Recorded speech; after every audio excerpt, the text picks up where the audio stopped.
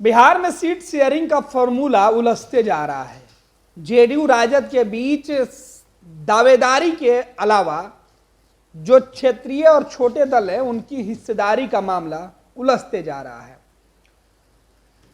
JDU ने साफ कर दिया है कि राष्ट्रीय जनता दल अपने पहले से गठबंधन के साथियों के साथ सीट बंटवारा कर ले, फिर हमारी बारी होगी। राजद वामदल कांग्रेस को लेकर जब गठबंधन की बात करता है तो वामदल राजद को आंख दिखाते हुए अपने सीटों का ऐलान कर देती है। कांग्रेस भी पीछे नहीं है और यही मामला है कि सीट बंटवारे का फॉर्मूला सुलझता नहीं, उलझता जा रहा है।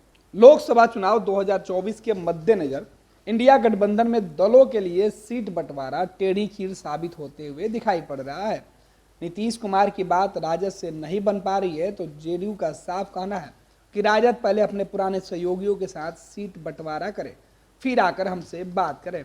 लेकिन अब जो खबर निकलकर सामने आ रही है उसके मुताबिक राजद की बात पुराने सहयोगियों के साथ भी नहीं बन पा रही है। लालू प्रसाद यादव अपने पुराने सहयोगी वामदल को कम से कम सीट देने के मूड में है।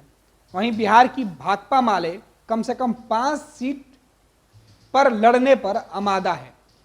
माले ने आरजेडी से 2020 के बिहार विधानसभा चुनाव के रिजल्ट पर सीट बंटवारे की मांग की है। पिछले बिहार चुनाव में सीपीआई माले 19 सीटों पर चुनाव लड़ी थी, जिसमें से 12 पर उसने जीत दर्ज की। ऐसे में उसका कहना है कि लोकसभा में भी जीत के हिसाब से भी सीटें मिलनी चाहिए। लोकसभा चुनाव में सीट शेयरिंग को लेकर आरजेडी और भाकपा माले के नेताओं के बीच मंगलवार को बातचीत हुई। यह मीटिंग राष्ट्रीय जनता दल के प्रदेश कार्यालय में रखी गई थी। दोनों पार्टियों के नेताओं के करीब आधा दर्जन प्रतिनिधि इस बैठक में शामिल हुए और घंटों मंथन किया।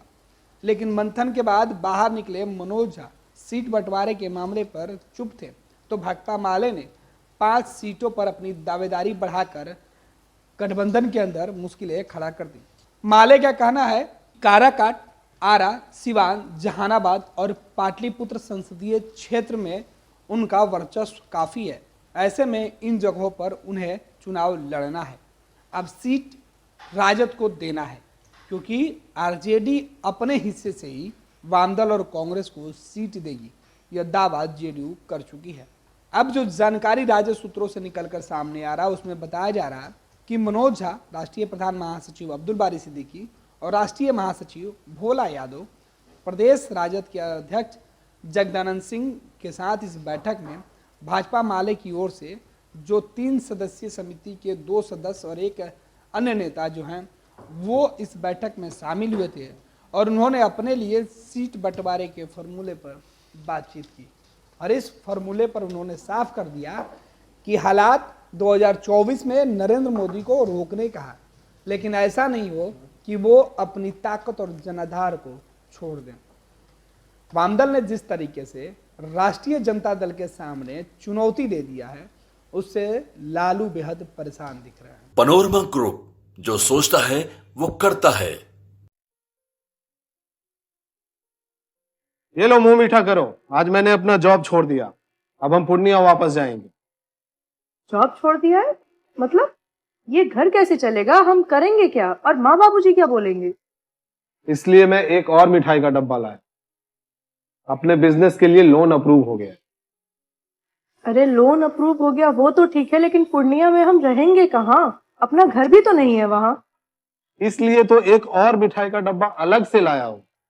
हमने पूर्णिया में घर ले लिया है, पूर्णिया के ई होम्स पैनोरमा में। पूर्णिया में पैनोरमा ग्रुप लेकर आए हैं ई होम्स पैनोरमा। बड़ा घर, आलीशान जिंदगी और अत्याधुनिक सुविधाओं के संग। अरे अब क्यों मुंह मीठा करवा रही हो?